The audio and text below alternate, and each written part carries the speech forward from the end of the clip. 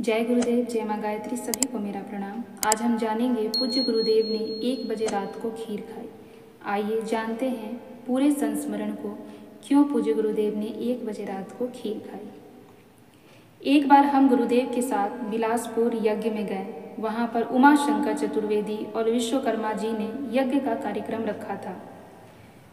उस समय बिलासपुर में 2 ही कार्यकर्ता मुख्य थे। उमा शंकर चतुर्वेदी बहुत ही भावनाशील थे।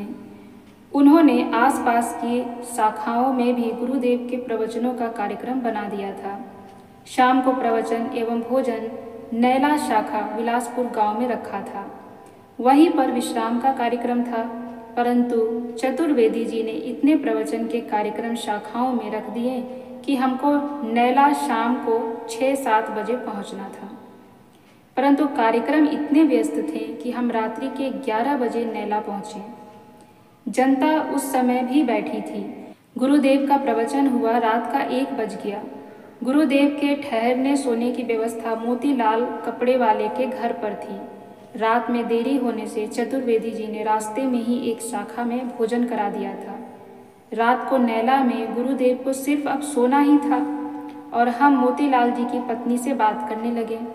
उस समय शादी होकर 1-2 बार ही ससुराल आई थी, लड़की ही थी। हमने कहा, बेटी ठीक है, कोई कष्ट हो तो बताना। लड़के की आंखों में आंसू आ गए। पंडित जी, मुझे घर में कहीं कोई कष्ट नहीं, परंतु इस समय मैं बहुत दुखी हूँ। हमने कहा, बता क्या दुख है तुझे? उसने कहा, आज हमारे यहाँ गुरुदेव का भोजन था। हमने तो खीर बनाई है, उसमें मेवा डाली है। बड़ी ही भावना से खीर बनाई थी कि गुरुदेव को खीर खिलाएंगे, परंतु गुरुदेव रात को 1 बजे हमारे घर पर आए हैं। इसका मुझको भारी दुख है। हमने उसकी बात सुनी और गुरुदेव के पास गए। हमने कहा, गुरुदेव, मोतीलाल की पत्नी ने खीर बनाई है। वह कह रही है कि गुरुदेव की खीर केवल मेवा डालकर ही नहीं, भावना से खीर बनाई है, परंतु गुरुदेव ने खीर खाई नहीं, क्योंकि गुरुदेव तो रात को 1 बजे हमारे घर पर आए। इसका हमें भारी दुख है।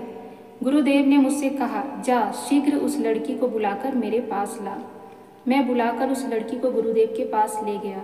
गुरुदेव ने लड़की से कहा, बेटी, तू मुझे एक बात बतला कि तुझे कैसे मालूम पड़ गया कि 1 महीने से मेरे मन में खीर खाने की इच्छा है, परंतु मुझे खीर मिली ही नहीं। जा बेटी, जल्दी जा और तू जो खीर बनाई है वो लेकर आ।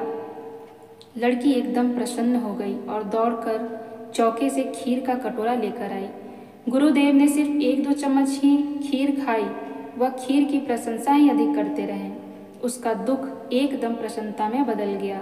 हमारे साथ और 10-15 भाई थे। फिर क्या था, सब खीर खाने लगे और थोड़ी थोड़ी खीर सबने खाई। लड़की भारी प्रसन्न हुई। गुरुदेव हमेशा दूसरों की भावनाओं का ध्यान रखते थे। इससे हम सबको शिक्षण लेना चाहिए कि कभी किसी की भावनाओं को ठेस नहीं पहुंचाएं। ऐसे थे गुरुदेव, उन्होंने इतना बड़ा मिशन खड़ा कर दिया। अगर हम उनके शिक्षण को ग्रहण करें तो मिशन का कार्य 1000 गुना बढ़ सकता है। ऐसे ही अपनी भावना हमें भी बनानी है, किसी की भावना को ठेस नहीं पहुँचानी है। कई बार ऐसा होता है कि हम अपनी बातों से बहुतों का भावनाओं को ठेस पहुंचा देते हैं। कुछ ऐसा बोल देते हैं कि उनके दिल को ठेस पहुंचती है, उनको बुरा लग जाता है। हमें बहुत सारी चीज़ों में अपने ध्यान रखने पड़ेंगे। गुरुदेव के विचारों से अपने आप को अवगत कराना पड़ेगा कि गुरुदेव कैसे सोचते थे, कैसे जीवन जिए उन्होंने, वैसे ही जीवन हमें भी जीना चाहिए।